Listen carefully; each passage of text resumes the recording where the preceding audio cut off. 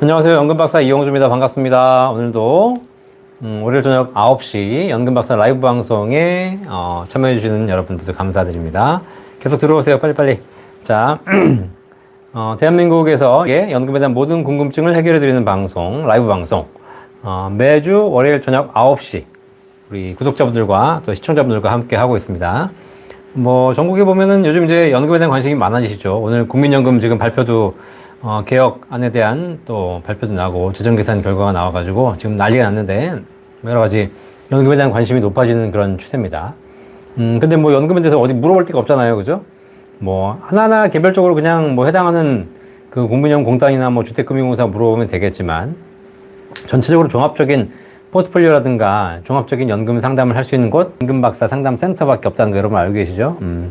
개인적으로는 제가 이런 걸 하고 있기 때문에 굉장히 다행이라고 생각하지만 반대로 국가적으로는 불행이죠, 불행. 이렇게 좀 많은 분들이 연금에 대한 고민을 해결할 수 있는 곳이 많이 있어야 되는데 그게 없다는 거, 연금 전문가가 없다는 것이 대한민국에는 큰 불행입니다, 큰 불행. 그죠? 그만큼 우리가 연금에 대한 관심이 적고 부족한 상태이다 보니까 국민연금 개혁도 방치돼가지고 결국은 지금 개혁이 되게 어려워지는 이런 상황이 돼버렸죠.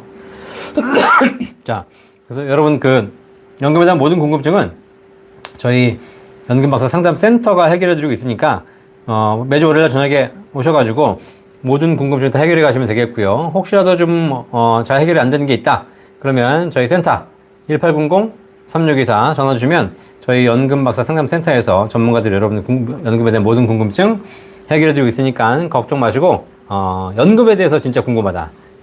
다른 거 주식, 부동산, 세금, 증여 이런 것들도 상담해드리고 있지만 그런 것보다는 연금에 대해서 진짜 궁금하다라고 있을 때 주저 마시고 저희 센터 전화 주시면 도움이 되겠습니다. 그리고 전화하는 거 너무 두렵다 걱정하지 마시고 매주 월요일 9시 연금박사 라이브 오셔가지고 이렇게 타자 몇 번 두들기시면 됩니다. 뭐가 궁금하다고. 그럼 제가 거의 100% 답변해주고 있으니까 꼭 궁금한 거 해결해 가시기 바라겠습니다. 네. 오늘 또 많은 분들이 들어오고 계신데요. 반갑습니다. 휴대폰 프로저님 1등을 오셨네요. 뿌니님 반갑습니다. 정재균님, 김진희님, 금월철님, 원소희님 다 반갑습니다. 몽당이님 반갑고요. 건강은 어떠신지요? 라고 하셨는데 기침이 요즘은 바로바로 나는 건 아니어서 지금 한 2주 가까이 됐는데 계속 기침은 나고 있습니다. 근데 일하거나 활동하는 데는 문제 없기 때문에 열심히 또 하고 있습니다. 전재희재님 반갑습니다. 네, 새해도 건강하십시오. 이주승님 반갑고요. 이미령님 반갑습니다. 피터에스님, 네, 커트 했습니다. 커트.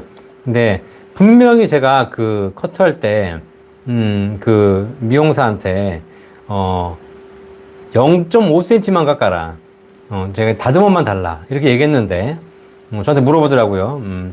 깎으신 지 얼마 됐냐고. 한 달 됐다.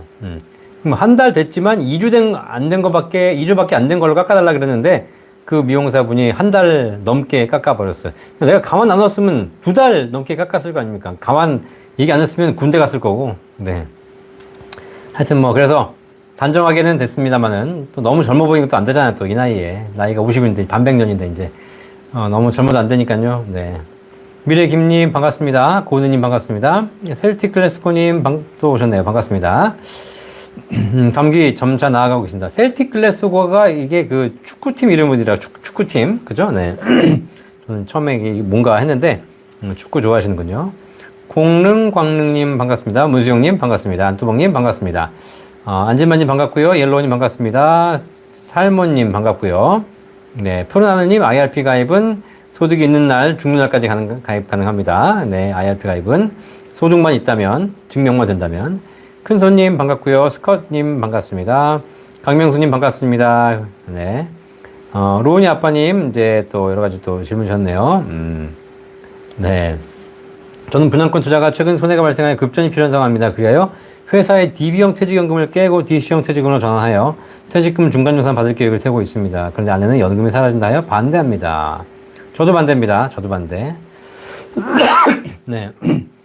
퇴직금이라는 게 노후를 준비하기 위해서 마지막으로 보루로 갖고 있는 건데 이게 인생을 살면서 다양한 이벤트가 있다 보니까 퇴직금을 깨시는 경우가 종종 있는데 사실 웬만하면 깨지지도 않죠. 아주 급한 사유가 아니면 중도인출도 안 된대요. 근데 만약에 중간정산이 된다 하더라도 되도록이면 안 하시는 게 좋습니다. 어떻게든 막을 수 있을 만큼 막아보고 뭐 최후의 숫자를 생각하면 이걸 깨서 그냥 빨리 손해보는 걸 막거나 금리 높은 걸 상환하거나 뭐 이런 게 나올 수 있겠지만 결국 나중에 이제 수십 년이 흘러서 퇴직하는 시점이 되면 아, 내가 그때 퇴직금 깨지 말걸 이런 후회를 하시게 되는 거죠. 그리고 회사에 따라 다르겠지만 DC형보다는 DB형이 훨씬 유리합니다. DB형은 퇴직 직전 3개월 평균 급여만 올리면 되기 때문에 꾸준하게 승진하시고 월급이 올라가면 퇴직금이 다 같이 올라가는데 DC형으로 바꾸게 되면 내가 수익률에 책임져야 되기 때문에 그런 게 훨씬 더 불리해져요. 그죠? 사실 회사 사장님은 종업원이 DB에서 DC로 바꾸기를 원하고 있습니다. 종업원들은 DC로 절대 바꾸시면 안 되죠. 그래서 그거 참고하셔가지고 결정하시면 되겠습니다. 잔다르크님 반갑고요. 네, 셀틱 글래스코님 축구팬입니다. 네. 힐러님 반갑습니다. 정순수님 반갑습니다. 이미수님 반갑습니다. 호박님 반갑습니다. 프로나니님 올 2월에 개인연금 수급 개시 축하드립니다. 행복부장님, 부사님 반갑습니다. 네. 안뚜벅님도 반갑습니다. 연금저축 종신형 상품에 대해서 알려주세요. 라고 했는데, 네. 연금저축이라고 하게 되면 그냥 일반 연금저축 상품, 세액공제 받는 상품, 세제 적격 상품이니까 뭐 큰 차이는 없을 거라고 생각합니다. 네. 자, 일단 오늘 조오키님도 반갑습니다. 네. 뭐, 구체적인 상담에 들어가기 앞서서, 요즘 보니까 지난주에 국민연금 재정계산이 발표됐죠? 그래가지고 국민연금이 이제 5차 재정계산을 발표했습니다. 매 5년 단위로 발표하고 있는데요. 국민연금이 과연, 얼마나 지탱할 것이냐에 대한 분석을 하고 있죠? 결과를 보니까 지금 현재 국민연금 기금 규모가 한 915조인데 이것이 앞으로 꾸준히 늘어납니다. 앞으로 2040년, 20년 후까지, 2040년까지는 앞으로 기금이 계속 늘어납니다. 왜냐면 받아가는 사람에 비해서 내는 사람이 많기 때문이죠. 자, 그래가지고 2040년에 1750조까지 국민연금 기금이 증가합니다. 세계에서 거의 뭐 3대 연기금에 들어가는 최대 연기금으로 발전하는 것이죠. 자, 그런데 이렇게 2040년에 최고의 정기백을 찍은 국민연금 기금이 그걸 꾸준하게 유지하면서 이제 연금을 지급하고 이렇게 왔다 갔다 하는 것이 아니라 2040년이 지나면 이제 수지가 적자가 발생합니다. 이제 들어오는 돈보다 나가는 돈이 연금 지급하는 돈이 많은 거죠. 그래가지고 연금이 이제 감소하기 시작합니다. 근데 웃긴 건 뭐냐면 2040년부터 연금액이 이제 기금이 서서히 감소하기 시작해가지고 뭐 50년, 100년 후에 고갈되고 이런 것이 아니라 2041년부터 고갈되기 시작해서 2055년, 불과 15년 후인 2055년이 되면 국민연금 기금이 고갈된 거죠. 그러니까 1700조를 15년 만에 다 써버리는 겁니다. 그렇죠? 그러니까 엄청나게 무서운 거죠. 쌓이는 데는 수십 년의 시간이 걸려서 이렇게 쌓았는데 고갈은 그냥 한 번에 끝나버린다는 겁니다. 그죠? 자, 그래서 지금 재정계산 결과가 발표됐는데 굉장히 좀 위험하죠. 4차 재정계산 5년 전에 발표했던 것에 비해서 이미 고갈 시점이 2년이 짧아졌고요. 자, 그리고 결국은 우리가 지금 이제 국민연금을 가입한 사람들이 지금 현재 9%를 내고 있거든요. 월급의 9%를 내고 있는데 이거를 지금 당장이라도 18%까지 올려야 된다. 이런 이제 안들이 나오기 시작하는 거예요. 그죠? 그렇지 않으면 기금 고갈이라는 것이 뭐 뻔할 뻔짜가 되는 거니까 굉장히 심각하죠. 자, 그래서 뭐 이게 뭐 국민연금 공단의 문제뿐만 아니라 기금 운영의 문제일 수도 있겠지만 결국은 우리나라 인구 구조의 문제죠. 인구 구조. 출산율이 살아나지 않으면 지금 이 연금 기금을 유지할 수 없는 구조가 되는 거죠. 근데 뭐 지금 뭐 이렇게 먹고 살기 힘들어 죽겠는데 뭐 애 낳겠어요, 사실. 네. 그렇죠. 네. 그래서 우리 사회는 여러 가지 문제들이 좀 이제 산적돼 있는 것 같습니다. 여러분 국민연금 개혁하는 거 잘 주목해 보시면서 이게 결국은 나만의 문제뿐만 아니라 우리 전체의 문제다라는 거 보시면 되겠습니다. 자. 본격적으로 이제 그러면 답변해 드리도록 하죠. 공룡광릉님, 광룡님, 90년대생인데 연금 고갈로 적은 금액 개인 연금을 넣고 있어요. 연금 개시 시점에 매년 받을지 매월 받을지 선택 가능한 건가요? 네, 그렇습니다. 일반적인 개인 연금은 연금 개시 시점에 매월 받을지 매년 받을지 혹은 3개월 단위로 받을지 6개월 단위로 받을지 대부분의 연금이 이렇게 결정할 수 있습니다. 그건 가입할 때 정하는 것이 아니고 연금 받는 시점에 정하는 것이고요. 또 최근에 나온 대부분의 연금들은 연금 받는 시점도 나중에 바꾸실 수 있기 때문에 좀 당겼다 늦췄다 할 수 있습니다. 개인연금. 그러니까 그런 게 상품마다 약간 다르긴 하겠지만 크게 걱정하실 필요는 없을 것 같습니다.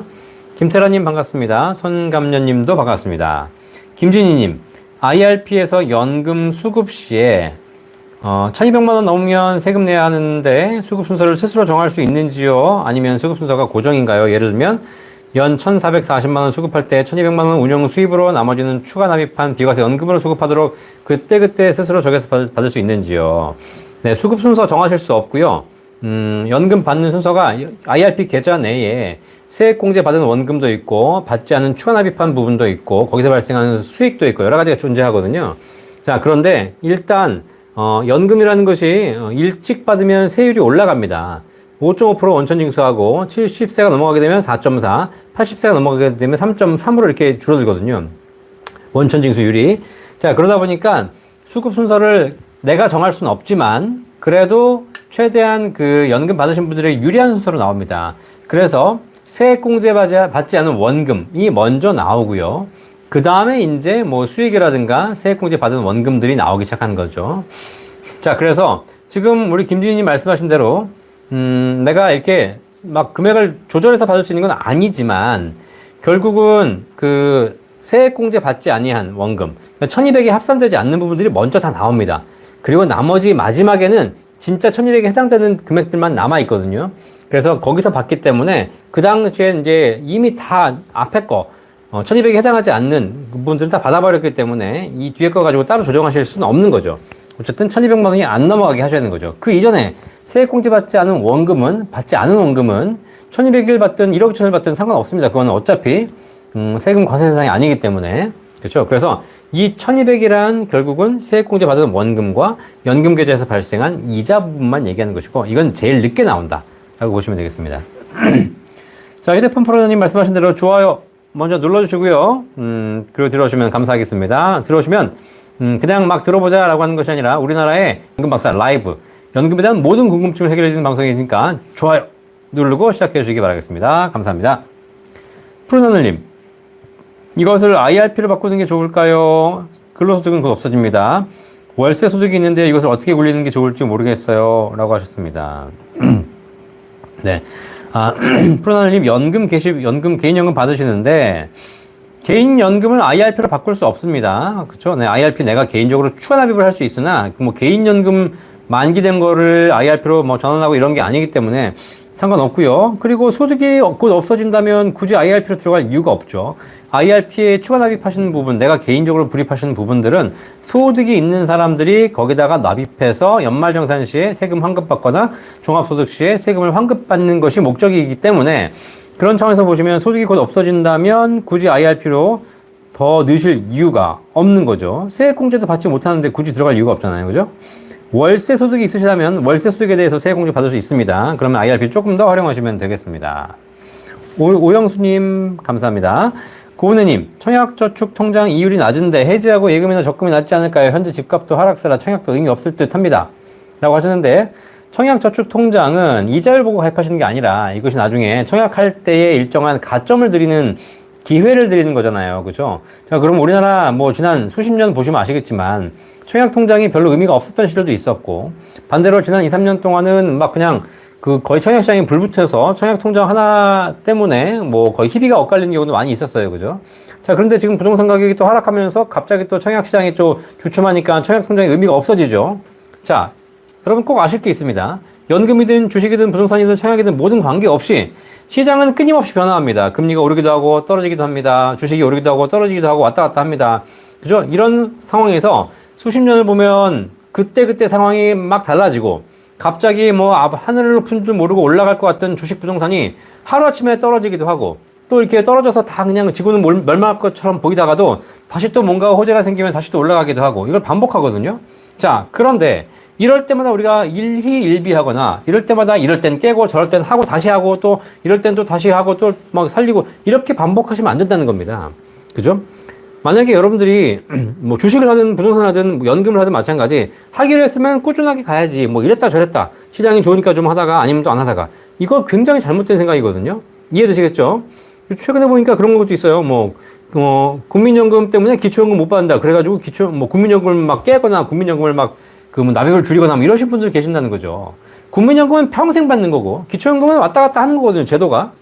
그죠? 이런 당장 지금 제도를 보고 나서 할 필요 없다는 거죠. 여러분 보시면 아시겠지만 불과 뭐 몇 달 전만 해도 부동산 제도가 전부 다 강화였고 무슨 뭐 전매 제한 뭐 거주 의무 뭐 이가지고 다 대출 제한 다 깔아놨다가 갑자기 1월 3일 다 풀어버렸잖아요. 그죠? 이럴 줄 알았어요? 자, 그럼 뭐야? 지금 또 다 풀렸으니까 다 좋겠죠? 근데 중요한 건 또 뭐야? 다음 달에 또 다 나올 수도 있어요. 자, 그러면 이렇게 왔다 갔다 하는 제도를 보면서 우리의 기본적인 인생 포트폴리오를 막 흔들어야 돼요. 그럴 필요 없죠. 그러다 보니까 청약저축 가지고 계시면 그 얼마 되지도 않잖아요. 한 달에 10만 원씩 불입하시는 거고 많이 들어봤어요. 1,000만 원, 2,000만 원인데 예, 그거 이자율이 낮건 높건 1,000만 원을 내가 빼가지고 이자를 1%짜리를 3%로 옮긴다고 해서 내 인생이 바뀌는 게 아니라는 거죠. 그런데 만약에 나중에 진짜 청약이 좋은 시점이 와가지고 이 청약통장이 내가 있냐 없냐 이게 몇 년 가입했냐에 따라서 내가 정말 이 집을 가질 수 있냐 없냐가 결정된다면 굉장히 큰 차이가 있는 겁니다. 자, 그래서 이렇게 시장의 흔들림, 단기적인 흔들림에 따라서 내 인생 포트폴리오를 좌지우지하지 마셔라. 이해되시겠죠? 고은혜님, 청약저축통장 지금 이율 좀 낮다고 부장시장 좀 주춤하다고 해지해버리는 거 절대 안 됩니다. 이건 그냥 가지고 계세요. 아시겠죠? 이 금액 해지해가지고 금리 높은 걸로 옮긴다고 해서 고은혜님의 인생이 바뀌지 않는다는 사실입니다. 아시겠죠? 여기 청약통장이 한 10억 들어있다면 깨세요. 10억 들어있다면 왜? 10억을 가지고 1% 받느니 10억을 가지고 옮겨가지고 5% 받으면 얼마야? 4천만 원 늘어나는 거잖아요. 이러면 괜찮잖아요. 근데 중요한 건 이 청약통장에 들어있는 금액이 많아야 500만 원, 1000만 원, 1500만 원인데 그게 2%, 3% 이자 더 받는다고 해서 내 인생 바뀌지 않는다. 아시겠죠? 청약이 의미가 없는 게 아니라 언제 의미가 생길지는 알 수 없다는 거고 그거는 수시로 제도가 바뀐다는 사실입니다. 아시겠죠? 꼭 명심하시기 바라겠습니다.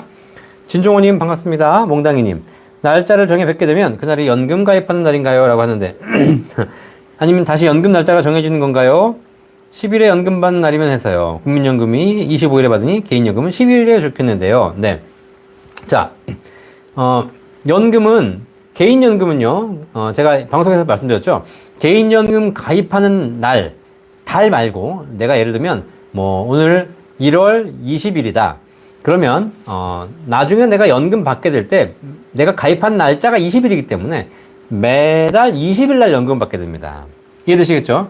자, 그게 대부분의 개인연금의 비슷한 특징이기 때문에 지금 우리 몽당이님 말씀대로 내가 1월 20일 날 가입하면 수십 년 후에 연금 받을 때 매달 20일 날 연금이 나온다는 거죠. 그럼 나는 근데 국민연금은 25일 날 받으니까 개인연금은 10일 날 받고 싶어요. 이렇게 보름씩 나눠서. 그러면 여러분들은 연금 가입하실 때 그것이 연금 가입할 때 보험회사를 방문하든 어딜 방문하든 누구를 만나든 간에 그 사인하는 날이 반드시 10일 날 만나셔야 되는 거죠. 혹시 여러분들이 10일 날 못 만나시게 된다. 그럼 뭐 7일날 만나든 8일날 만나든 만나시되 계약 일자를 10일로 해서 계약하시면 되겠습니다. 그러면 나중에 계약 가입일이 10날이 뭐 1월 10일, 2월 10일, 3월 10일 다 똑같거든요. 10일이기 때문에 나중에 연금 받을 때 매달 10일날 연금 받게 된다라는 거 그거 한번 참고하시면 좋겠습니다. 문수용님 30대 중반인데 연금 최고 세율을 내고 있습니다. 네. 현재 추가 납입할 수 있는 부분이 5년치인데 지금 납입하는 게 좋을까요? 은퇴 후 최저 세율로 내는 게 좋을까요? 라고 물어보셨는데 이게 무슨 말인지 모르겠네. 30대 중반인데 연금을 최고 세율로 내고 있다는 게 뭐예요? 네? 뭐 소득을 연금은 아직 받는 나이가 아닌데 그죠? 예, 최고 세율을 내고 있다? 무슨 말인지 모르겠네. 은퇴 후 최저 세율로 내고 있다? 네. 추가 납입을 하실 수는 있으나 지금은 연금 받을 때 세금 내신 나이가 아니고 최고 세율로 환급받고 계신다는 얘기인가요? 문수영님 질문을 다시 한번 부탁드리겠습니다. 이건 이제 연금 최고 세율을 낸다는 말이 무슨 말씀인지 제가 이해가 안 갑니다. 그죠? 네. 자, 이주승님 상계월수라는 게 전체 금액을 넣고 상계월수인지 이미 계속 가입 후 상계월수인지 공단에서 물어보더라고요. 가입 후 3개월수 139개월인데 60세 만기가 올해 2월까지이고 이미 계속 가입은 3월부터 50만원씩 63세까지 나오려고 합니다. 현재는 175만 5천원 예상 수령액이시네요. 63년생입니다. 자, 63년생이시면 국민연금 예상 개시 연령이 정상 개시 연령이 63세시거든요. 63세. 그러니까 지금 63년생이시니까 올해 이제 60세시잖아요. 그러니까 3년 후에 연금 받으시겠네요. 자, 그런데 3개월수라는 금액이 전체 금액을 놓고인지 이미 계속 가입 후 3개월수인지 물어보더라고요. 그래서 전체 금액을 놓고 보시면 안 됩니다. 지금까지 이미 납입해온 금액에 대해서 나 연금은 정해져 있는 것이고 내가 앞으로 이제 납입을 완료했는데 앞으로 이미 가입을 통해서 이미 계속 가입을 통해서 추가적으로 더 늘 건데 이 더 늦는 금액에 대해서 연금이 더 얼마가 올라가냐라고 독립적으로 물어보셔야죠. 그렇지 않고 전체 가입 개월수에 대한 상개월수를 따져버리면 이미 30년간 내온 거하고 이제 3년간 내온 거하고 서로 묻혀버리면 이게 좋은지 안 좋은지를 판단할 수 없습니다. 그래서 지난 거 따로따로 알아보시면 돼요. 자, 그러면 보면 지난 30년간 부어오신 거는 상개월수가 예를 들면 뭐 100개월이다. 그런데 앞으로 3년간 더 낸 것은 낸 것 대비해서 상개월수가 뭐 150개월이다. 그죠? 그러면 그만큼 더 불리해지는구나 라고 예상해 보시면 되겠습니다. 자, 상개월수 뭔지 궁금해하신 분들 있으시기 때문에 잠깐 설명드리도록 하겠습니다. 상개월수. 내가 국민연금을 추가로 더 낼 때, 뭐 추후 납부를 하든 이미 계속 가입을 하든 이미 가입을 하든 뭘 하든 간에 국민연금을 추가로 더 낼 때 내가 이 낸 금액이 대비해서 연금액이 얼마나 올라가는가를 우리가 물어볼 때 뭐 매달 10만 원씩 더 내시면 연금액은 매달 5만 원씩 더 올라갑니다. 뭐 좋은 건가요? 안 좋은 건가요? 그건 알 수 없잖아요. 그때 물어보시는 게 바로 뭐냐면 상개월수예요. 상개월수. 이게 뭐냐면 내가 낸 돈, 추가로 낸 돈, 그 원금을 대비해서 연금을 받을 때 그 원금을 회복하는 데 걸리는 시간이 상개월수예요. 그래서 지금부터 매달 10만 원씩 앞으로 1000만 원 더 내시면 연금액이 얼마가 올라가서요? 상개월수는 100개월입니다. 이 말은 무슨 말이냐면 당신이 낸 돈 대비해서 연금을 받는데 그 연금을 받아서 당신이 이미 납입한 원금을 회복하는 데 걸리는 시간이 100개월. 약 한 8년이 걸린다는 얘기죠. 그러면 내가 내에서 8년이면 원금을 회복해. 그러면 16년 받으면 따블을 받고, 24년 받으면 세 따블을 받고, 그 다음 32년 받으면 네 따블을 받네? 이렇게 생각하시면 된다는 얘기입니다. 이해되시겠죠? 그래서 상개월수가 짧으면 짧을수록 좋다라는 얘기입니다. 일반적으로 상개월수가 10년, 120개월 안쪽으로 들어오면, 나쁘지 않은 걸로 보고 있습니다. 김미래님, 추납은 신중하게 하셔야 됩니다. 라고 말씀드렸는데 맞습니다. 국민연금 추후 납부는, 천천히 하시는 게 좋을 것 같습니다. 네. 아까 문수영님 말씀하신 게 국민연금 얘기를 말씀하시는 거네요. 그죠?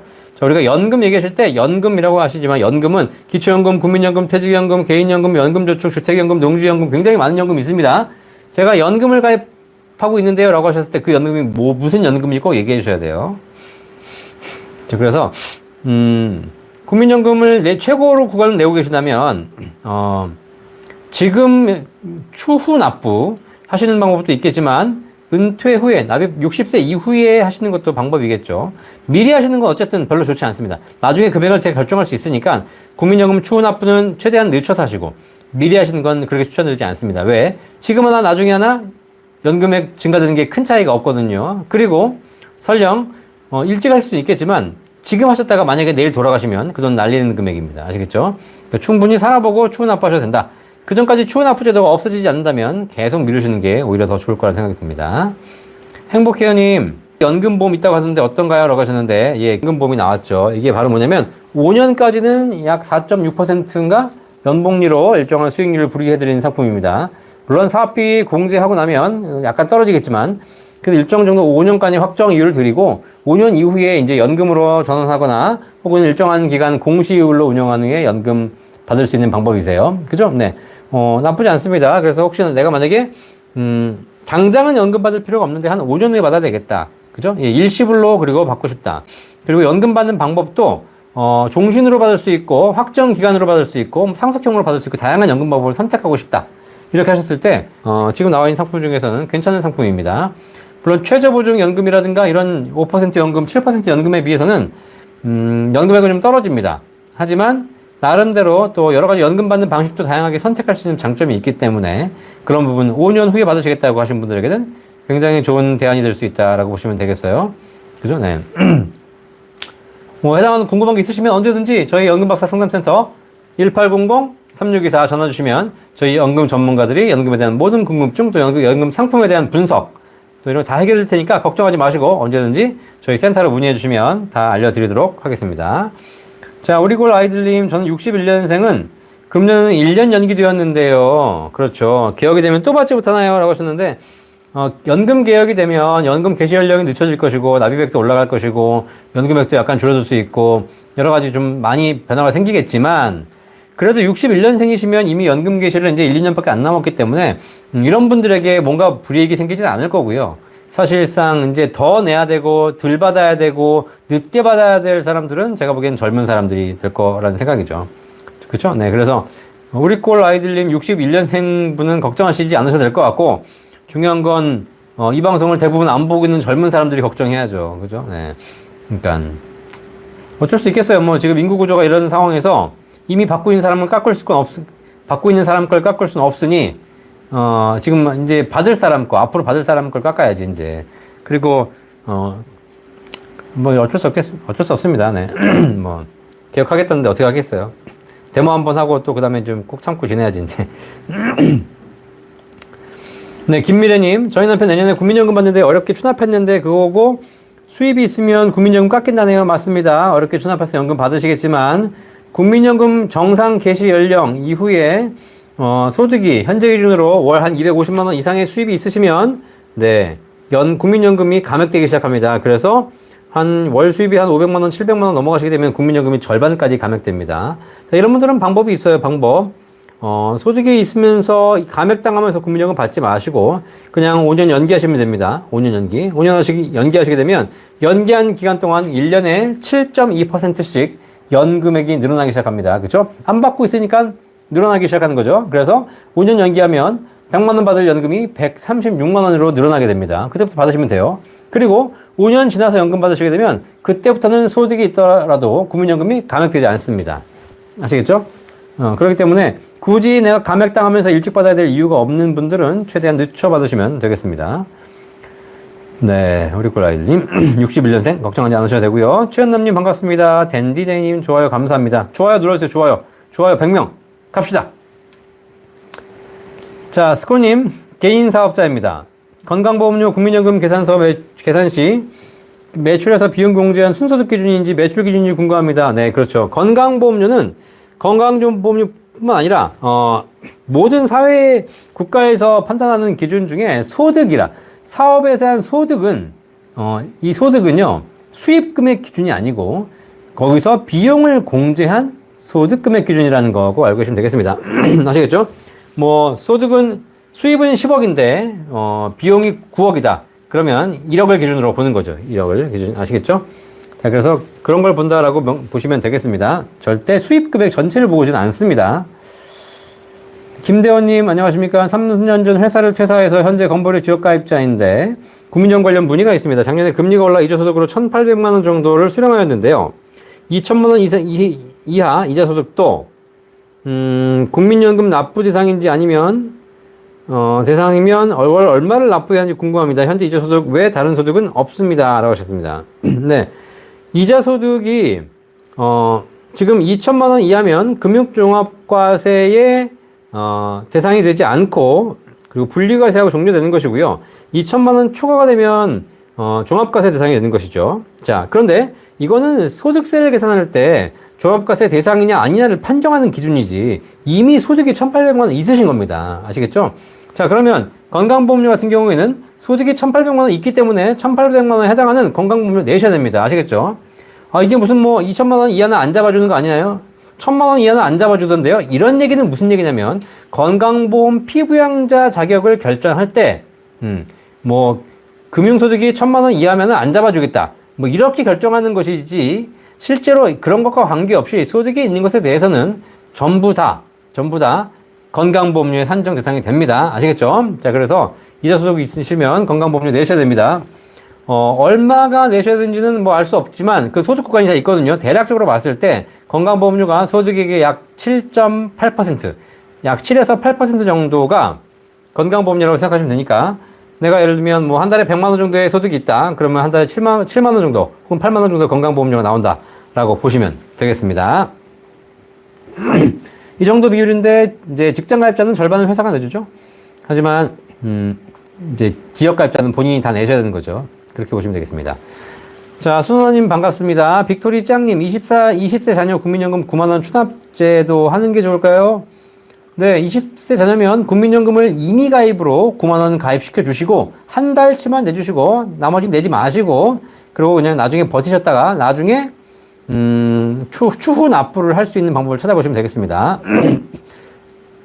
나중에 추후 납부할지 말지는 자녀가 결정하시는 거고, 일단 첫 달 9만원 임의가입 시켜주면 나중에 추후 납부가 가능하고요. 첫 달 9만원 임의가입 시켜주지 않으면 나중에 추후 납부가 불가능합니다. 아시겠죠?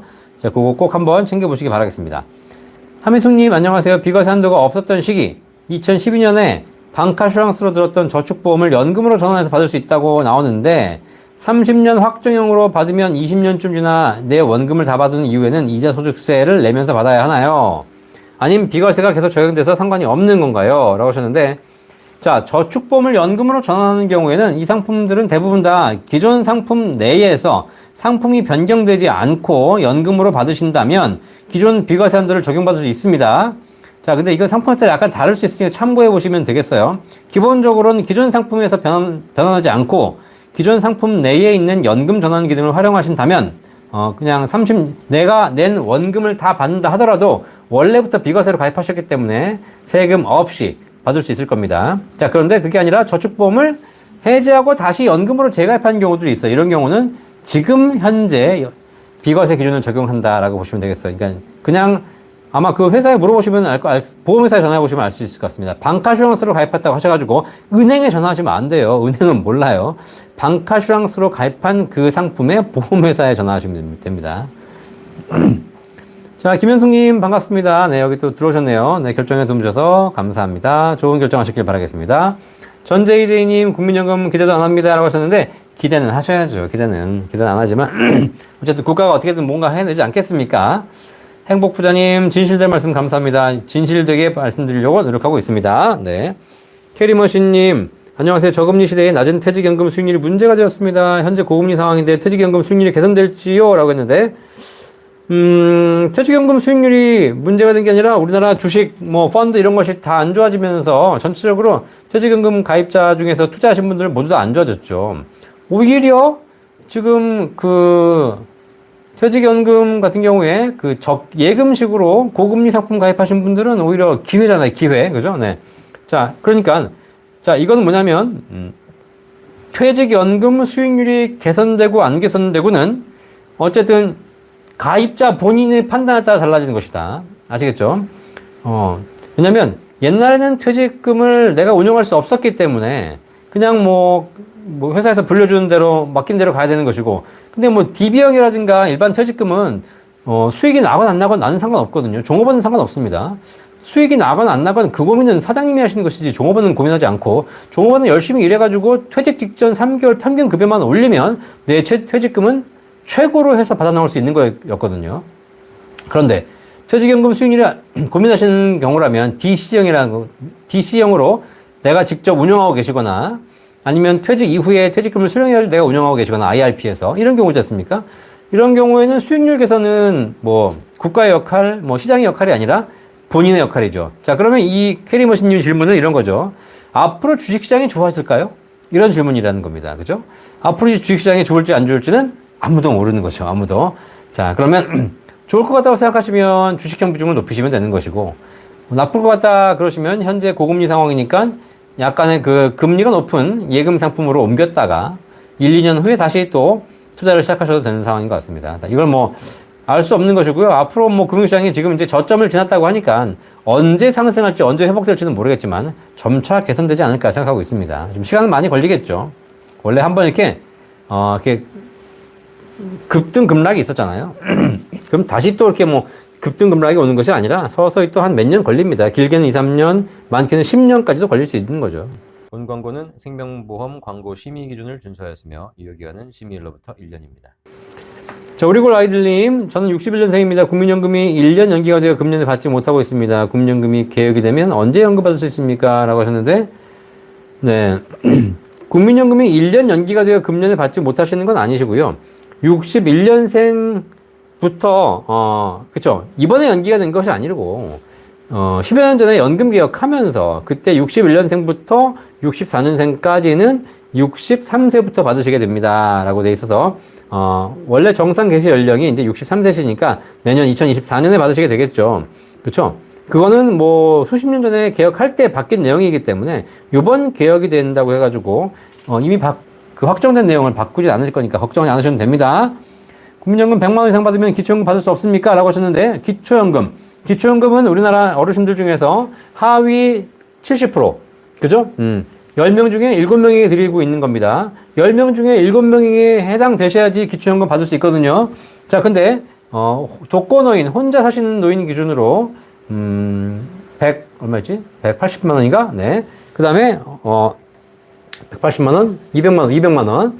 자, 그리고, 두 분이 사시는 경우에는 300만 원 올랐죠, 지금 올해. 자, 그 소득 이하면 받을 수 있습니다. 그러니까 국민연금 100만 원 이상이면 100만 원만 받아도 기초연금 받을 수 있습니다. 대신 다른 거 아무것도 없어야죠. 집도 없고, 절도 없고, 돈도 없고, 아무것도 없어야죠. 근데 내가 예를 들면 집을 뭐 10억짜리 살고 있으면서 국민연금 100만 원 받는다. 이러면 못 받아요, 이러면. 네.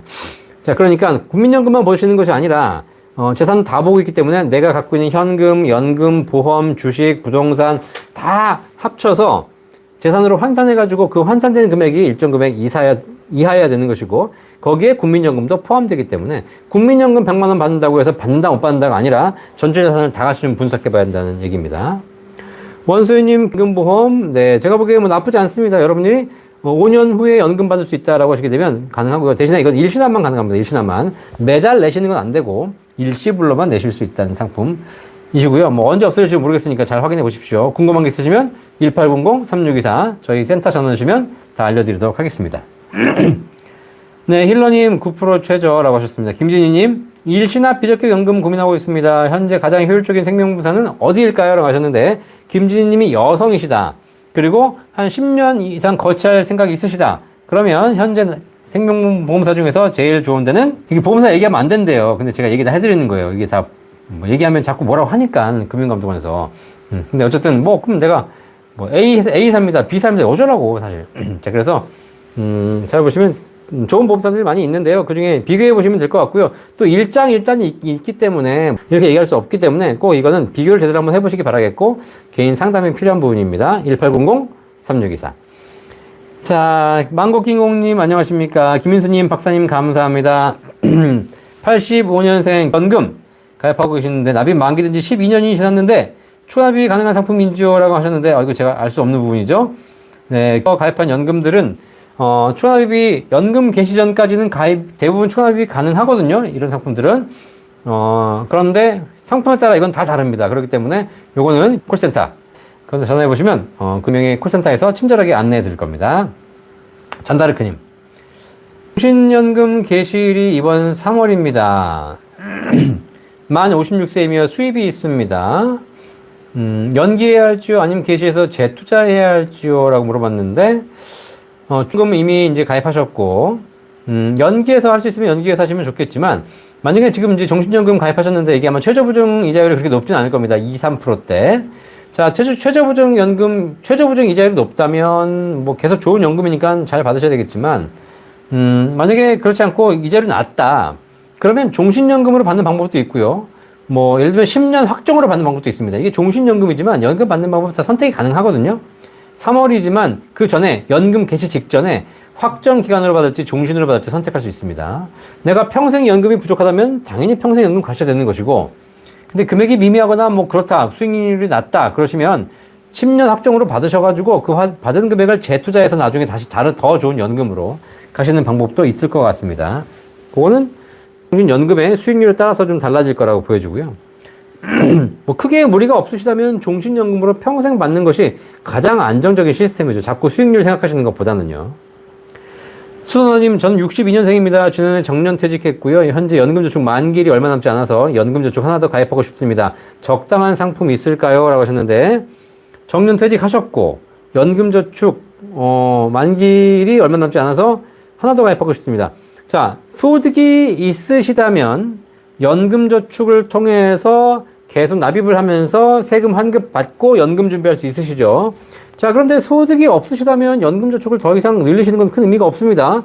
세액공제를 받을 수 있는 것도 아니죠. 그죠? 네, 그러면 굳이 연금저축을 통해서 뭘 하시지 말고 그냥 내가 직접 투자하시면 돼요. 연금저축을 통해서 ETF를 사는 것보다 그냥 내가 일반적인 ETF를 사시면 됩니다. 연금저축 하시게 되면 거기 수익에 대해서 뭐 세금이 줄어든다라고 얘기하시는데, 그러기 위해서 조건들이 생기지 않습니까? 그죠? 그래서 굳이 지금 이제 소득이 없으신데 세액공제 효과도 없는데 연금저축 하지 마시고요. 그냥 있는 돈 가지고 잘 운영하셔가지고 연금 노후에 쓰시길 바라겠습니다. 혹시 목돈이 있으시다면, 이제 정년퇴직 하셨으니까, 목돈이 있으시다면 일시납 연금들을 한번 생각해 보시는 것이 어떨지 추천드리겠습니다. 망고킹고님, 30대, 만약에 연금 저출 더 하시겠다, 수선아님, 그러시다면 그냥 연금 펀드 하십시오. 펀드, 증권사에. 그러면 납입기간도 좀 자유롭고, 금액도 자유롭고, 투자도 다양하니까 연금 펀드 하시기를 추천드리겠습니다. 망고킹고님 30대 아들입니다. 미국 영주권자입니다. 현재 2월 중까지 한국 있다가 미국 다시 갑니다. 국민연금 한 달 가입 가능하겠죠, 당연히. 영주권자. 영주권자면 상관없죠. 대한민국 시민권이 있는 거니까. 당연히 지금 한 달 가입하고 가시면 되겠습니다. 그리고 나중에 돌아오셔서 추후 납부 하시면 되겠죠. 그리고 국민연금 한 달 가입하는 거, 미국 다시 가도 상관없습니다. 네, 국내에 꼭 없어도 가입 가능하기 때문에 미국에서 전화하시면 됩니다. 1355로 아시겠죠? 과학비아이님, 상위연금 수급 예정이신데 직장에 다니면 임의 가입만 된다고 하네요. 네, 그러시네요. 그렇죠? 임의연금, 동일한 공적 연금의 수급 예정자이시면 국민연금이 직장 다니면 임의 가입만 된다고 하네요. 이런 게 있군요. 네. 그러면 사업주가 내주는 것은 없는 건가요? 하셨는데 국민연금 임의 가입이면 당연히 사업주가 안 내주겠죠. 본인이 직접 다 내셔야 되는 거겠죠. 네, 뭐 이런 특징이 있네요. 그죠? 임성만님, 안녕하세요. 63세인데요. 지금 36개월 분할로 국민연금 추후 납부 중인데요. 현재 수입이 반으로 줄은 상태여서 7개월분 남은 자녀분을 못 낼 것 같은데 이럴 경우 어떻게 되나요? 라고 하셨는데, 이미 추후 납부를 신청하셨고, 못 낼 것 같다라고 하게 되면 이게 아마 연체가 될 텐데, 연체가. 그죠? 네. 그래서 이자가 조금 높게 붙을 겁니다. 이거는 뭐 국민연금공단은 확인해 보셔가지고 납입을 이미 하기로 하셨기 때문에 분납 중이신 거기 때문에 이걸 뭐 종료하거나 다시 없애는 건 안 될 것 같고요. 무조건 내긴 내셔야 될 것 같아요. 그죠? 네. 근데 어쨌든 지금 추후 납부하시게 되면 못 내실 것 같긴 하겠지만 낼 수 있다면 최대한 내시는 것이 나중에 연금 수령에서 유리하니까 꼭 내시기 바라겠고요. 그러니까 국가에서 봐주진 않을 겁니다. 아마 나중에라도 내셔야 될 겁니다. 꼭 한번 국민연금에 확인해 보시기 바라겠습니다. 이근종님 61년생인데 올해 조기연금 수령하고자 하는데 건강보험 문제인데요. 현재는 피부양자로 되어 있습니다. 수령 후 저와 배우자 수령 금액 합계액이 연 2천만 원 이상 예상되는데요. 2천만 원 이상 예상되는데 올해 당장 건보료가 나오는지요? 네, 만약에 피부양자가 탈락되신다면 이걸 심사해서 나오는 금액이 당장 건보료가 나오는 건 아닌 거고요. 올해 소득 기준으로 내년에 파악해가지고 내년 11월부터 아마 나올 겁니다. 내년 11월, 12월부터. 그러니까 당장 나오는 건 아니니까 걱정하실 필요 없을 것 같습니다. 자, 이정미님. 1년에 ISA 2,000씩 5년 부어서 1억 만들고 ISA 해지하고 개인연금으로 이전해서 개인연금 계좌를 빨리 키우는 것도 좋은 방법일까요? 네. IS 2,000씩 부어가지고 5년 1억 만드시고, 그리고 해지해서 개인연금으로 이전해가지고, 연금계좌를 빨리 키우는 것도 좋은 방법이죠. 네, 맞습니다. 그래서 대신에 이전은 가능하지만 세액공제는 300까지밖에 안 되는 것일 거고, 어쨌든 ISA에서 개인연금계좌로 이전할 수 있습니다. 라고 하지만, 전부 다 연금으로 가시겠다면 그 방법이 좋을 것 같고요. 근데 중요한 건 개인연금저축, 이 계좌를 빨리 키우는 것도 좋지만 거기서 나중에 어떻게 운영하냐에 따라도 달라지지 않습니까? 그래서 괜히 운영 잘하겠다고 개인연금에 돈을 넣고 거기다가 투자했다가 지금 20% 30% 손실 보고 계신 분들 많이 있으시거든요. 그러니까는 그런 차원에서 투자 수익에 내가 자신 있다라고 이제 했을 때에 개인연금 계좌를 잘 키우시는 게 좋을 것 같습니다. 잘못 운영했다가는 오히려 더 마이너스가 발생할 수 있겠죠. 망고킹고님, 국민연금 받을 때 임대 수입이 있어도 감액인가요? 그렇죠. 네, 국민연금 받으실 때 5년간 정상 개시 연령 이후로 5년 동안은 소득이 있으면 국민연금 감액되는데 그 소득이 세 가지가 있습니다. 근로소득, 사업소득, 임대소득. 이 세 가지입니다. 근로소득, 사업소득, 임대소득 이 세 가지가 있을 경우에 이 세 가지 기준으로 국민연금이 감액됩니다. 이자소득이나 금융소득, 연금소득 이런 것들은 국민연금 감액 사유에 해당되지 않습니다. 아시겠죠? 참고하시면 좋겠습니다. 자, 김진희님, 사학연금도 감액이 있다던데 이것도 국민연금처럼 70세 이후에는 감액되지 않는지요? 네, 사학연금이나 공무원연금들은 감액이 있는데 요거는 제가 알기로는 소득이 있으면 평생 감액되는 걸로 알고 있습니다. 평생. 그죠? 국민연금과는 다른 조건입니다. 가을하늘님, 퇴직연금, 예금, 이자도 금융소득 종합과세 한도인 2천만 원 산출 시 포함되나요? 라고 하셨는데, 네, 퇴직연금의 예금, 이제 IRP 계좌에서 여러분들이 발생하신 이자는 이거는 연금소득으로 해당되기 때문에 금융소득 종합과세에 포함되지 않습니다. 아시겠죠? 2천만 원 포함되지 않는다는 거, 소득의 종류가 달라진다는 거 보시면 되겠습니다. 금융소득이란 이자와 배당인데 연금 계좌에서 발생한 것이 아니라 밖에서 발생한 것만 의미하는 거죠. 최현남님, 퇴직금을 IRP 계좌로 받으면서 세금 30%로 감면받는다고 했으니까 그 계좌로 받아야 유리할까요? 말씀하셨는데, 네, 감사합니다. 네.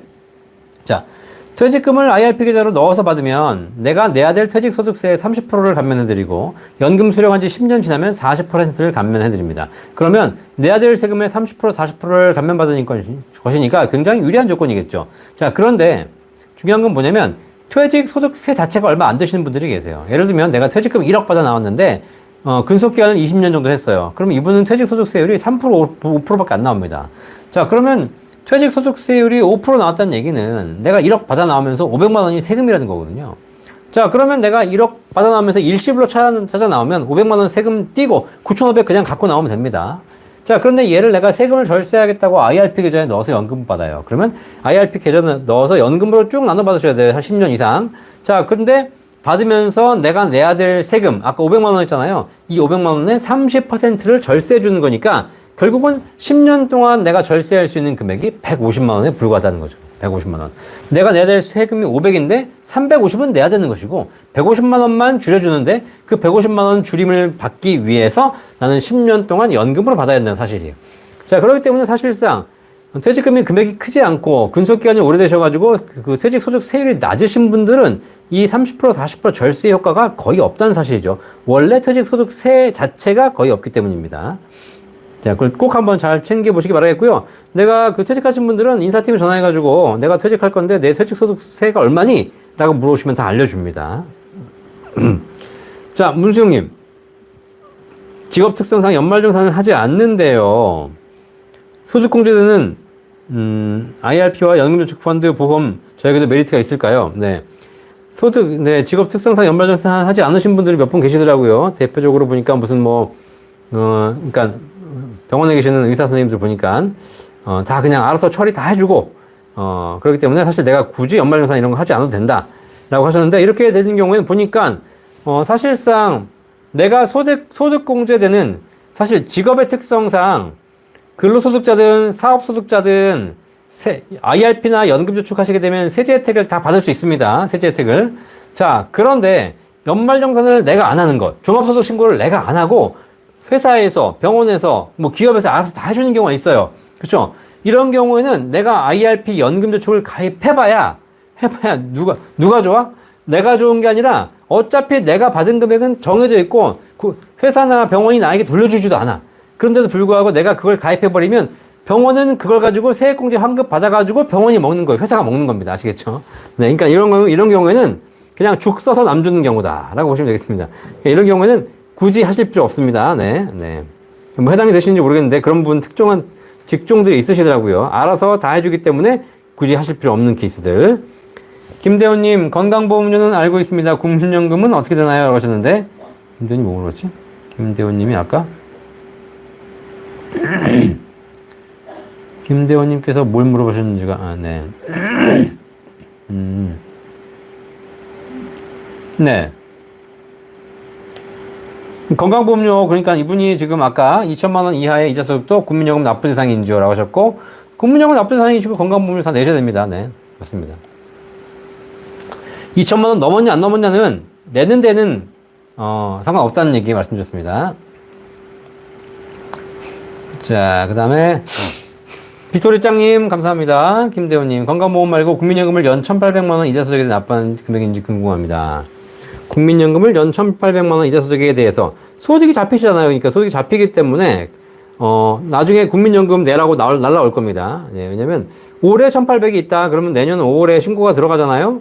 그러면 신고된 이후에 국민연금에서 날라옵니다. 작년에 소득이 있으셨으니까 소득에 대해서 국민연금 내시라고 날라올 겁니다. 당연히 소득 있으면 내셔야 되죠. 그 소득은 종합소득 기준입니다. 네. 2배사 근연기, 이자, 배당, 사업, 근로연금, 기타 전부 다 포함됩니다.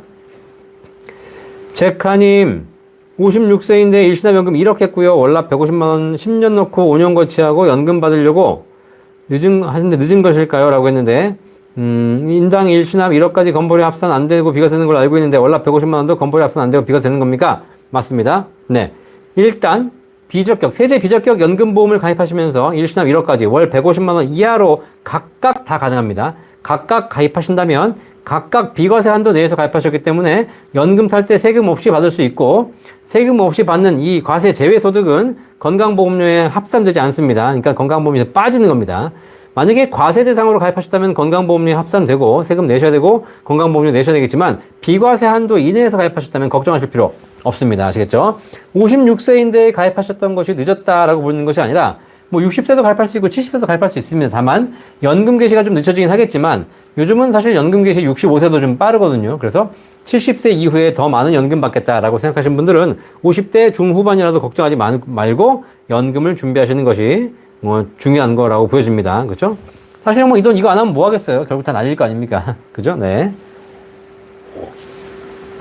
네, 김미래님, 연금 박사님을 조금 더 일찍 알았더라면 노후 설계를 더 잘할 수 있었을 텐데 아쉽네요. 국민연금 추납에 감액이 너무 아쉬워요. 답변 감사드립니다 하셨는데 뭐 지금 아신 것도 다행이고요. 그리고 혹시 그러셨다면 우리 외부에 있는 다른 분들에게 다 전화 주셔서 연금의 중요성 많이 알려주시기 바라겠습니다. 아시겠죠? 그래서 나는 좀 모자랐고 나는 좀 약간 늦었지만 뭐 남들은 더 알아야 되지 아닙니까? 그죠? 우리 사회가 연금에 대한 중요성이 굉장히 점점 더 커지고 있는데 중요한 건 이 연금에 대해서 제대로 알려주고 제대로 분석해주고 정말 맞춤형 포트폴리오를 제시해주고 좋은 효과적인 대안을 마련해 줄 수 있고 또 연금의 중요성을 알려줄 수 있는 그런 전문가가 우리나라에 있냐 없냐 이게 문제라는 거죠. 없다는 거. 그렇죠? 그런 전문가를 뭐 정치하는 사람들에도 관심 없는 것 같고 국가도 별로 관심 없는 것 같고 그죠? 금융사들도 관심 없는 것 같고 저 혼자 백날 소리치고 있으니까 사실상 이게 전부밖에 안 되는 거죠. 그런데 중요한 건 우리 사회의 연금의 중요성은 나날이 커져가고 있고 연금이 준비가 안 돼 있다 보니까 사회적으로 전반적으로 문제가 생기고 경제적으로도 문제가 생기고 사기당하는 사람, 위험에 처하는 사람, 노후 준비가 안 된 사람 이게 많아진다는 거죠. 저는 이거 뭐 그냥 제가 뭐 사업하는 것처럼 보이지만 사실 저는 이거 그냥 제 사명이라고 생각하고 있어요. 사명이라고 생각하고 이영주가 대한민국에 태어난 이유 그죠? 이 대한민국의 세계 최고의 고령화 국가 이 대한민국에서 연금의 중요성을 알리고 이걸 사람들이 뭐 듣고 나서 뭐 제가 뭐 연금 파는 거 아니냐, 제가 무슨 돈 벌려고 그러는 거 아니냐, 아니 뭐 다 좋다 이거지. 어쨌든 그런데 중요한 건 연금이 중요한 건 부정할 수 없는 거잖아요, 부정. 그럼 나중에 나이 들어서 깨달으면 뭐합니까, 그죠? 아니 지금 막 먹고 운동 안 해가지고 비만 되고 고혈압 당뇨 되고 있는 사람한테 운동이 중요하다 얘기했더니 중요한 건 그 사람이 저한테 와가지고 네가 무슨 헬스클럽 PT 트레이너냐, 뭐 팔려 그러냐, 뭐 건강식품 팔려 그러냐, 막 그런 얘기 하면 어떡합니까? 나중에 건강 안 좋아져가지고 쓰러지고 나서 후회할 때, 그때 생각할 거 아니에요. 아, 그때 이영주 씨가 나한테 운동하라는 얘기를 들을 걸. 응? 그죠? 마찬가지예요. 나중에 여러분들이 나이 드셔가지고 연금이 필요한 시점이 돼가지고 목돈 다 날리고, 아, 그때 내가 연금이라도 들었어야 되는 건데, 그때 그 연금 좀 더 했어야 되는 건데, 그때 가서 느끼실 거라는 거죠. 그 못 느끼는 걸 제가 지금 말씀드린다는 거예요. 제가. 전들 나이가 50인데 연금이 중요한지 어떻게 알겠어요. 근데 중요한 거 보니까 나이 드신 분들 만나 뵙고 상담하고 사례 듣고 보니까 결국은 연금 가진 사람이 노후에 갑이 들라는 거예요. 갑. 아시겠죠? 그거를 제가 다른 사람들의 경험을 통해서 그걸 가지고 제가 연금 부자들을 쓴 것이고 이 책을 가지고 여러분께 말씀드리고 있는 것이고 시간이 지나면 지날수록 제가 드리는 이야기가 현실로 벌어지고 있고 더더욱 연금의 중요성을 절감하게 되더라는 겁니다. 아시겠죠? 자, 그래서 여러분 꼭 연금의 중요성 여러분도 스스로 명심하시고 주변 사람들에게 알려주셔서 제발 우리 사회가 저 혼자 이렇게 떠들지 않아도 되도록 그죠? 네, 많은 사람들이 연금에 대해서 같이 이야기해주면서 서로 우리 사회가 연금을 준비할 수 있도록 해주십시오. 그래야지 우리 사회가 더 건강해지고 더 안전해지는 거잖아요. 그렇죠? 네, 아무 준비 안 된 상태에서 노후를 가면 우리 서로가 위험해지고 옆 사람이 위험해지면 결국은 제가 뭐가 되겠어요? 정신 이상자가 생기고 제가 문제가 생기면 우리 집에 위험해진다니까요. 서로가 행복하려면 다 연금을 제대로 준비할 수 있는 그런 행복한 안전한 사회를 만들어낼 필요가 있을 것 같습니다. 좋아요 눌러주십시오. 감사합니다. 좋아요. 네, 좋아요. 자, 먼거키고님 감사합니다. BYL님 연금저축 만기라서 60세 수령 예정인데요. 연금 받는 통장은 갖고 있는 통장 아무 통장으로 받아도 되나요? 네, 그렇죠. 연금 받는 통장은 뭐 아무 통장에 받으시면 되겠습니다. 네. 큰손님 연금을 계약했더니 안보장이 약하다고 보장성을 원하네요. 제 나이는 66세입니다. 어쩌어야 할지요. 네. 네. 연금을 가입하시고 나서, 뭐, 이제 안보장이 필요하시면 안보험을 가입하셔야죠. 근데, 제가 보기에는 뭐, 있는데도 불구하고 추가로 더 가입하실 것보다는 차라리 연금을 많이 준비하셔가지고, 나중에 연금 금액을 더 늘리시는 게 어떨까라는 생각이 들어요. 사실, 연금 한 달에 500만원 받으면 안보험 필요 없잖아요. 그죠? 돈 많은 사람들은 일반 건강보험을 가입하지 않아요. 내가 무슨 뭐 그거 1000만원 받아가지고 뭐 하겠다고. 집에 지금 쌓인 금액이 10억인데. 자, 그러니까 우리는 보험은 굉장히 좋은 상품입니다. 내가 위험이 생겼을 때 거기에 해당하는 그 보장 금액 받을 수 있는 거니까. 근데 문제는 뭐냐면 너무 과하기 때문에 문제가 되는 것이죠. 그리고 정말 걸리지도 않을 만한 여러 가지 보장들을 섞어가지고 중복해서 막 가입하다 보니까 내가 한 달에 10만 원이면 충분한 보험료를 가지고 50만 원, 100만 원씩 내고 있으니까 문제가 되는 것이죠. 그리고 중간에 깼다, 또 가입했다, 깼다, 가입했다. 그런 것이고, 결국은 내가 안 걸리면 나중에 다 소멸되는 것이고. 자, 그래서 보장성 보험은 반드시 필요합니다만, 보장성 보험은 기본으로만 준비하시고, 나머지 추가적인 금액은 차라리 내가 노후에 연금으로 준비하자. 그것이 노후에 훨씬 더 안정되고 행복한 삶을 가져오는 것이고, 혹시 만약에 암에 걸리거나 그러면 보험금 받으시면 되는 것이고, 그렇죠? 그리고 나서 연금으로 또 사시면 되는 거 아니겠습니까? 그렇죠? 그런데 우리는 아플 때, 죽을 때, 다칠 때는 엄청나게 준비하면서 건강하게 오래 살 때는 거의 준비하지 않고 있는 이런 잘못된 현실이 문제가 아닙니까? 여러분들이 건강하게 살 확률 90%, 아프고 병들고 일찍 죽을 확률 10%. 그러면 내가 투자할 100만 원 중에 10만 원은 보장성 보험, 90만 원은 연금으로 가야지. 90만 원 보장성 보험, 10만 원 연금하면 어쩌겠다는 거예요. 아시겠죠? 잘 한번 생각해 보시기 바라겠습니다. 합리적으로. 네. 공룡광룡님, 연금 저축 상품, 9% 상품 어떤가요? 라고 하셨는데, 저는 변액 연금 상품이잖아요. 네. 대부분 다 그냥 투자 수익 연동하는 상품입니다. 그렇기 때문에, 만약에 내가 투자 수익에 대해서 자신 있고, 공격적인 투자를 통해서 5% 이상의 수익을 낼 자신 있다. 그러면 일반 그냥 순수하게 투자 연동하는 변액 연금이 더 좋을 수 있고요. 그렇지 않고 나는 투자 수익에 자신 없다. 어떻게 될지 모르겠다. 괜히 그랬다가 날릴 것 같다. 불안하다. 이러신 분들은 5%짜리 최저보증 연금이 훨씬 좋죠. 그죠? 내가 낸 돈에 5%를 최저보증 해주는 거니까. 나는 수익률 고민할 필요 없는 것이죠. 대신에 반드시 연금으로 타야 한다는 조건이 있다는 거 꼭 알고 계시죠? 그것만 명심하시면 되겠습니다. 자, 빅토리짱님, 20세 자녀 국민연금 이미 가입하고 증권에 IRP 연금저축계좌 가입이 좋을까요? 보험사 연금 가입이 좋을까요? 라고 하셨는데, 네, 20세 자녀 국민연금 이미 가입은 한 달치만 해주시는 거예요.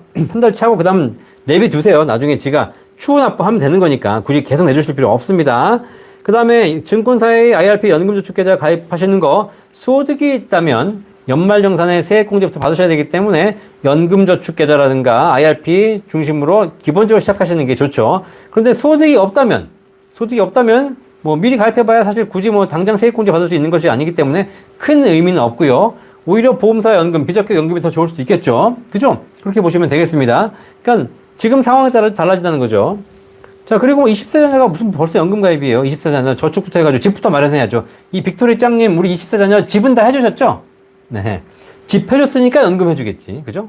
집 안 해줬는데 연금 해주나? 네. 그건 순서를 한번 잘 생각해 보시고, 그죠? 네. 그렇지 않을 거면 아이에게, 연금도 좋고 여러 가지 좋지만 금융에 대한 교육을 제대로 시켜주는 것이 더 중요하다고 생각합니다. 저는. 이정민님, 연금보험 15년 납입해서 종신연금으로 선택했습니다. 10년 보장, 20년 보장 둘 중에 선택하라고 하는데요. 어떤 걸 선택하는 게 좋은 건가요? 당연히 20년 보장 가셔야죠. 이거는. 자, 무슨 얘기냐? 종신연금은 이제 연금 받으시는 분들, 종신연금은 연금 수령법이 있습니다. 종신연금형 평생 받는 거거든요. 그 다음에 확정기간형, 일정한 기간 동안만 받는 겁니다. 상속연금형, 이자만 받다가 원금은 물려주고 가시는 거예요. 대부분 이제 연금 받으셔야 되는 거니까 확정기간, 뭐 10년, 20년 이렇게 받으시거나 아니면 나는 평생 받고 싶다 그러면 종신연금형을 선택하세요. 그런데 종신연금형을 선택했는데 종신연금형은 돌아가시는 그날까지 줍니다. 그거 얼마나 좋아요? 내가 100살, 120살 살아도 다 준다는 얘기입니다. 그런데 중요한 건 뭐야? 종신연금형을 개시하고 내일 죽었어. 한 달 받고 죽었어. 그러면 끝. 아니 그러면 내가 한 달 받고 죽으면 너무 억울하지 않냐? 그래서 종신연금형 같은 경우에는 연금을 평생 주지만 혹시 일찍 돌아가시더라도 일정 기간은 남은 기간은 보증해 줄게. 상속인에게 줄게. 이게 바로 보증기간입니다. 보증기간. 그래서 종신연금형으로 봤을 때 10년 보증, 20년 보증, 30년 보증 이런 보증기간이 있어요. 예를 들면 내가 10년 보증으로 했어요. 그 얘기는 무슨 얘기냐면 혹시 내가 평생 받더라도 10년 이내에 돌아가셨다. 7년 받고 돌아가셨다. 그럼 3년치는 상속인에게 줄게. 20년 보증으로 했어. 17년 받고 돌아가셨다. 그럼 3년치는 상속인에게 줄게. 이게 바로 보증기간 설정입니다.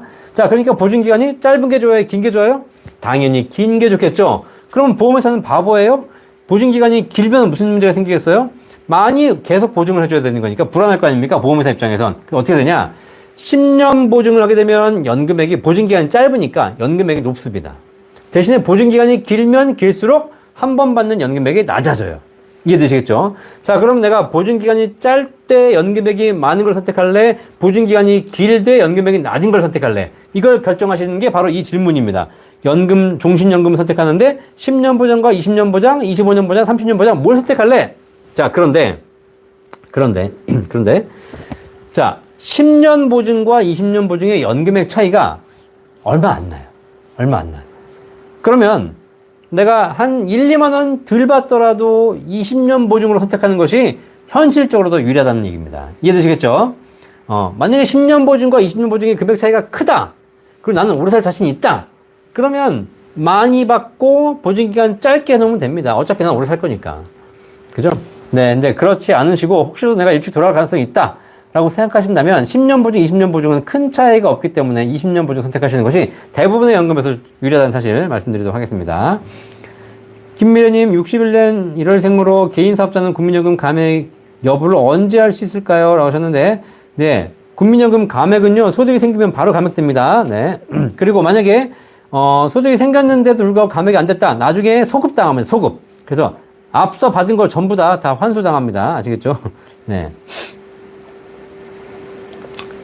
자, 메가세렌드님, 23년도엔 세액공제 얼마나 되나요? 라고 하셨는데, 23년도에는 연금저축 세액공제, 지금, 연금저축은 연간 납입액 600만원까지 납입하시게 되면 세액공제 받을 수 있습니다.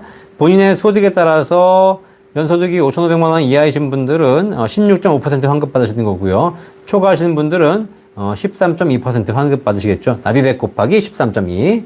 그리고 IRP까지 하신 분들은 추가로 300 더 받을 수 있죠. 그래서 최대 900까지 가능하겠습니다. 세액공제를.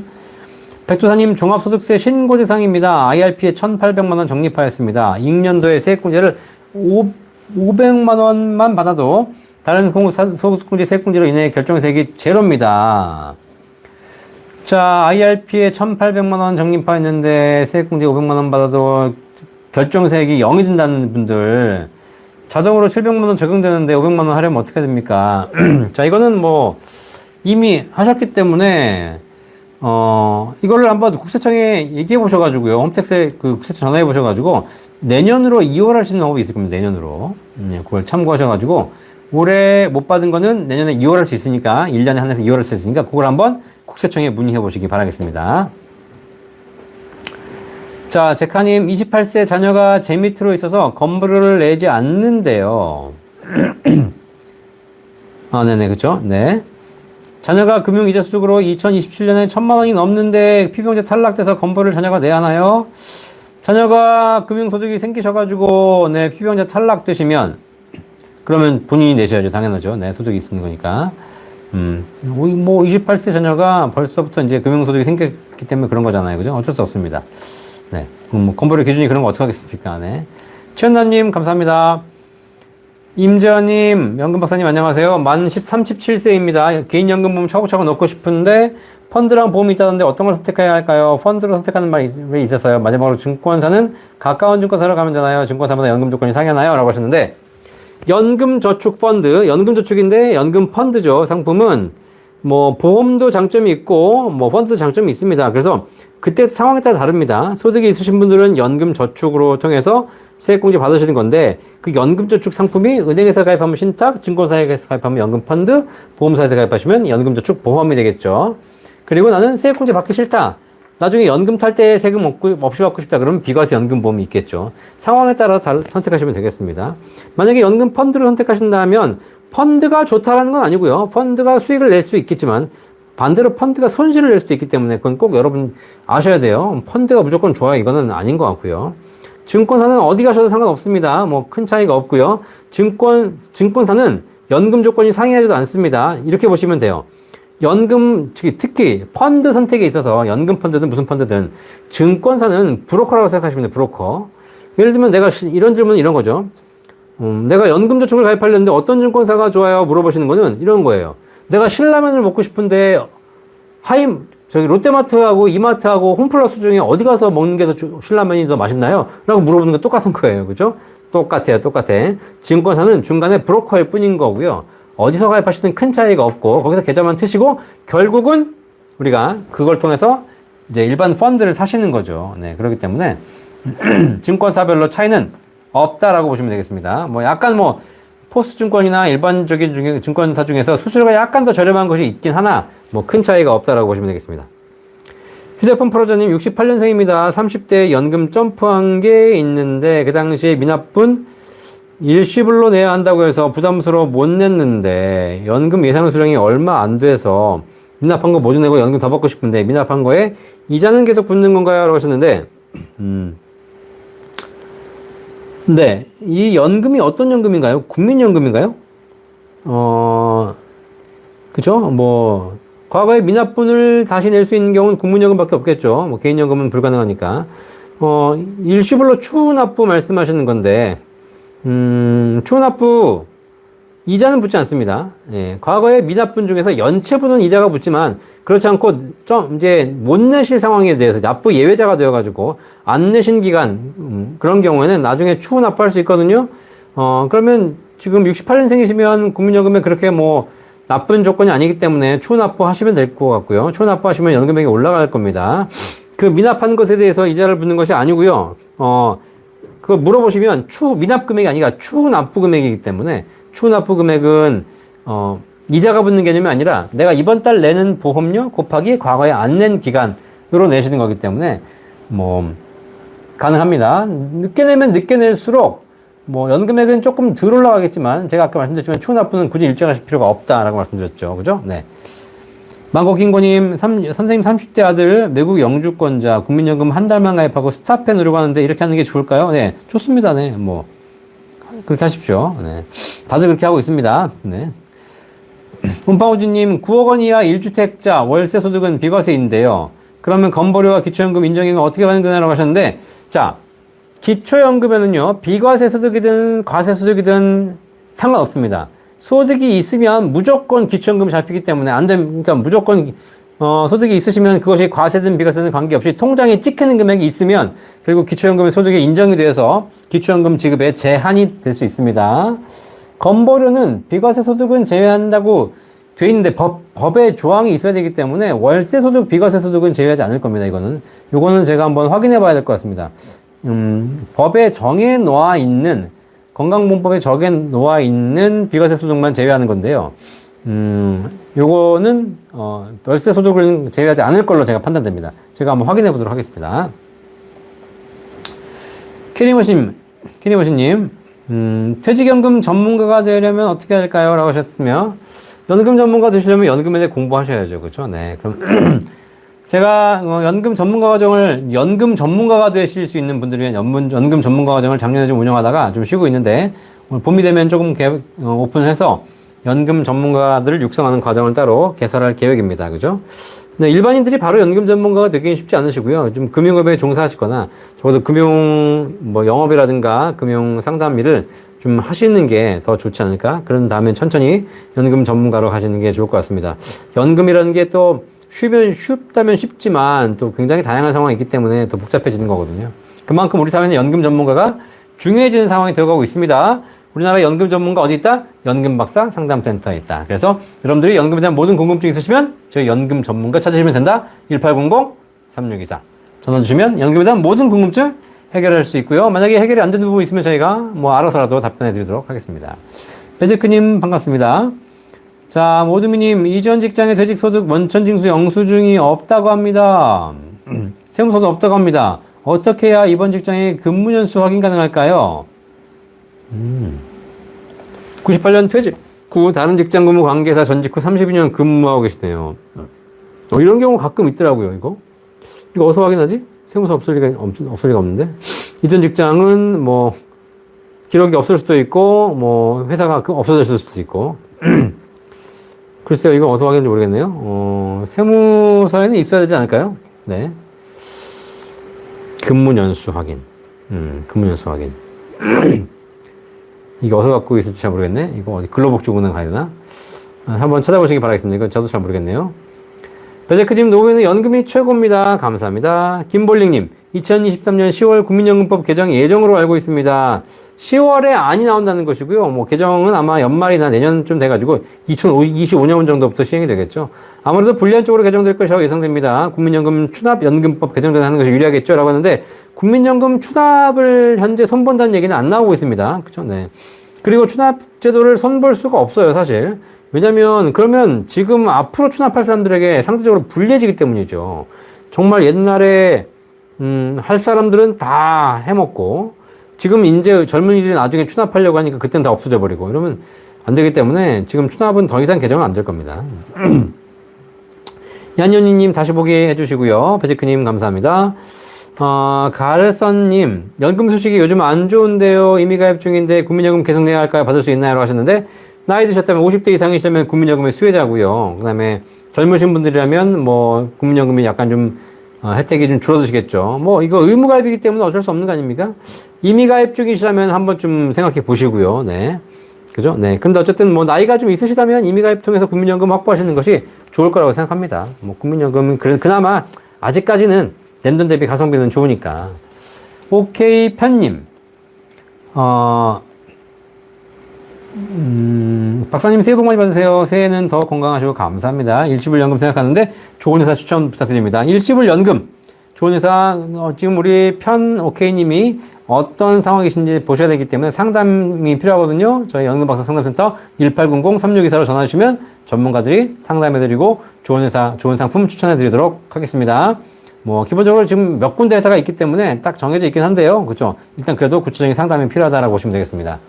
베제크님, 연금은 소액이라도 거치기간이 길수록 좋다는데 월 10만원 10년 납입 후 15년 거치도 괜찮을까요? 라고 하셨는데 소액이라도 길게 하게 되면 연금액이 많이 쌓일 수 있기 때문에 좋을 수 있습니다. 자, 그런데 중요한 건 소액으로 정말 적은 금액으로 하시는 분들은 다 중간에 깨더라고요. 아시겠죠? 네, 그래서 일정한 금액이 쌓여 있어야 오히려 연금이 더 안정적으로 가더라는 거 한번 참고해 보시기 바라겠습니다. 허두만님, 60세입니다. 95년도에 가입한 비과세 개인연금 신탁 가입하고 있는데 5년간 받는 것으로 되어 있는데요. 받는 시점에 의료보험에 영향을 주는지요? 또 나중에 수령할 노령연금이나 기초연금 영향을 주는지요? 라고 하셨는데 현재 연금 신탁은 사적 연금 영역이기 때문에 건강보험료에 영향을 주지 않습니다. 현재는 나중에 어떻게 될지 모르겠지만 특히 뭐 비과세니까 더더욱 영향을 받지 않을 겁니다. 그러니까 건강보험료 영향이 없고요. 그 다음에 노령연금, 기초연금, 국민연금 받는 거하고는 상관없고 기초연금에 당연히 영향이 있습니다. 소득은 연금 소득이 생기면 그게 비과세든 과세든 관계없이 기초연금에 가산이 돼서 기초연금 소득 계산에 들어가기 때문에 소득을 잡혀가지고 기초연금이 못 나오거나 적게 나오거나 되겠죠. 하민숙님, 방카슈랑스 해지연금으로 나오는 연금전환 확정 30년을 써있거든요. 회사에서는 예전에 전화해서 정확히 받은 일이 없더라고 하던데 그러네요. 그죠? 네. 꼭 한번 약관을 확인해 보셔야 될 것 같은데 만약에 있으시면 약관 한번 가지고 한번 저희 사무실 방문해 주시면 좋겠습니다. 허주마님, 현재도 매월 15만원씩 납입을 하시면서 매년 연장을 하고 있습니다 라고 하셨는데요. 이게 아까 하신 대로 네, 개인연금 신탁이시죠? 네, 먼저 계속 하시면 되겠습니다. 이거는 뭐 그 당시 90년도에 가입하셨던 상품들은 굉장히 좋은 상품들인데 연금 신탁이어가지고 수익률이 그렇게 좋지는 않겠네요. 그죠? 연금 신탁이어서 굳이 여기다가 뭐 계속 하실 필요는 없고 소득공제 받을 수 있었기 때문에 그 당시 상품들은 소득공제 받으시는 효과는 있으실 것 같습니다. 네, 유지하셔야죠. 배디양님, 연금저축보험 납입이 완료되어서 2024년부터 종신까지 수령 예정입니다. 연금저축보험을 수령하기 전에 증권회사 펀드로 옮기려고 했더니 이거는 안 되고 해지를 해야 가능하다고 합니다. 해지하면 연말 소득공제 받은 거 다 토해내야 하는데 어떻게 할지 고민입니다. 라고 하셨는데 해지 안 하셔도 됩니다. 연금저축이라면, 연금보험이라면, 그냥 일반 연금보험이라면 연금 펀드로 전환이 안 되는 겁니다. 해지하고 해야 되는 것이고요. 만약에 연금저축 상품, 연금, 저축, 딱 네 자가 들어있는, 붙어 있어야 돼요. 저축, 연금 안 되고, 연금, 보험, 저축 안 돼요. 연금, 저축이라고 네 자가 붙어 있는 상품이라면, 증권사로 이전하실 수 있습니다. 자, 이거는 후에 가서 물어보시면 안 돼요. 당연히 안 되고 모른다고 하죠. 그냥 내가 있는 걸 증권사로 옮기시려면 가는 게 아니에요. 증권사 가서 여기 있는 걸 옮겨주세요 하면 그냥 옮겨주게 돼요. 아시겠죠? 걱정은 안 하셔도 됩니다. 다만 연금저축 상품이 아니라면 이거는 불가능하다. 망고킹거님, 박사님 한국에서는 연금 설명 많이 들어 이제 알 것 같아요. 혹 미국에서 직장 다니는 아들 연금 종류 알려주시면 참고할게요. 라는데 미국 연금은 제가 모르겠고요. 네, 미국은 401k가 있으니까 401k만 잘 준비하셔도 될 것 같습니다. 자, 많은 분들이 질문 주셨는데 이제 네, 정말 길어지고 있습니다. 길어지고 있어. 네, 이제 김볼링님 이제 마감하겠습니다. 부부 합산 322만 원 이하 기초연금 수령으로 알고 있습니다. 그렇죠? 아버지 직장 생활하시고 소득이 있으시면 기초연금 무계산환이 290만 원 되었습니다. 아버지 65세이십니다. 기초연금 신청을 먼저 하고 어머니 국민연금 수령을 미루는 걸 세팅하는 게 더 유리하겠죠? 그렇죠. 지금 그 국민연금 때문에 기초연금 못 받으신다면 국민연금 연계하시는 게 좋죠. 네, 그러니까 연계해서 기초연금 받으시는 게 좋을 것 같습니다. 자, 네, 다 감사합니다. 네. 추가 납부도 최대한 빨리 하는 것이 좋다고 들었습니다. 오늘 640만 추가 납부했습니다. 없어진다면 빨리 하시는 게 좋겠지만, 어쨌든 지금 하나 나중에 하나 큰 차이는 없으시다. 우리 꼴 아이들님 65세가 돼서 국민연금 받고 있는 때 금융소득이 있으면 기초연금 받을 수 있나요? 없나요? 하셨는데, 국민연금, 금융소득 전부 다 기초연금 대상이기 때문에, 그죠? 네. 어쨌든 다 포함되기 때문에 기초연금 받을 수 없다는 것이 아니라 기초연금 지급 기준에 포함되기 때문에 결국은 소득이 있으면 있을수록 기초연금에 불리해지겠죠. 다 포함된다는 거 알고 계시면 되겠습니다. JYGOJ님, 독신인데 연금 20년 보증으로 설정 시 사망 시 받는 연금의 수혜자를 제3자로 지정할 수 있나요? 네. 수혜자 제3자 지정할 수 있습니다. 사돈의 8촌 강하지만 안 되고 누구든지 할 수 있습니다. 아시겠죠? 네. 물론 얘기는 직계 가족만 된다고 하지만 결국 유언으로 다 누구한테 줄 수 있습니다. 김미래님, 국민연금 받는 거를 5년 연기 놓으면 65세 기초연금 받을 때 소득이 안 들어갑니다. 네. 연기하시면 안 들어갑니다. 그죠? 네, 휴대폰 불어주님 감사합니다. 길어졌습니다. 네. 옴파우지님, 다음 방송에서 기다리겠습니다. 옴파우지님 얘기하신 내용 아까 제가 기록해놨다가, 네. 월세 소득은 건보료에 어떻게 인정되는지 비과세인 경우 꼭 챙겨보도록 하겠습니다. 네. 김근희님, 안 좋은 건가요? 좋다, 안 좋다가 아니라 더 좋은 연금들이 있기 때문에 상담을 통해 확인해 보시기 바라겠습니다. 가라늘님, 세율이 높아지게 되는 경계인 사적 연금 수령의 1200만원은 인플레이션과 무관하게 상향 조정이 안 되겠죠? 라고 하는데, 이 1200만원 조정해야 되는 게 맞다고 생각하는데, 공무원들이 그것까지 알겠어요. 연금에 관심도 없는데, 걔네들이. 누군가는 계속 찔러줘야 되는데, 그죠? 네. 저도 한번 찔러보겠습니다. 자, 피터스님 감사합니다. 최현남님 감사하고요. 셀틱클래스코님 감사합니다. 오늘 매주 월요일 저녁 9시에 진행되고 있는 연금 박사 라이브, 연금에 대한 모든 궁금증 해결되는 시간 오늘 참여해주셔서 너무 감사하고요. 다들 도움이 되셨길 바라겠습니다. 여러분 연금에 대한 궁금증 해결하셔서 행복한 노후를 준비하시길 바라겠고요. 연금에 대한 궁금증은 매주 월요일 날 9시 연금 박사 라이브에서 해결해드리고 있고, 그리고 이 시간 이외에도 1800-3624 저희 연금박사 상담센터 전화하시면 모든 궁금증 저희 전문가들이 해결해 드리고 있습니다.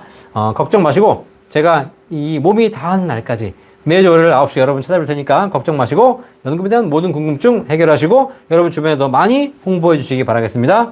오늘 참여해 주셔서 너무너무 감사하고요. 한 주간 즐거운 또 건강한 한 주 되시고 다음 주 월요일 날 9시에 연금박사 라이브에서 뵙도록 하겠습니다. 연금박사 이경주였습니다. 반갑습니다.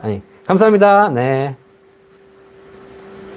본 광고는 생명보험 광고 심의 기준을 준수하였으며 유효기간은 심의일로부터 1년입니다.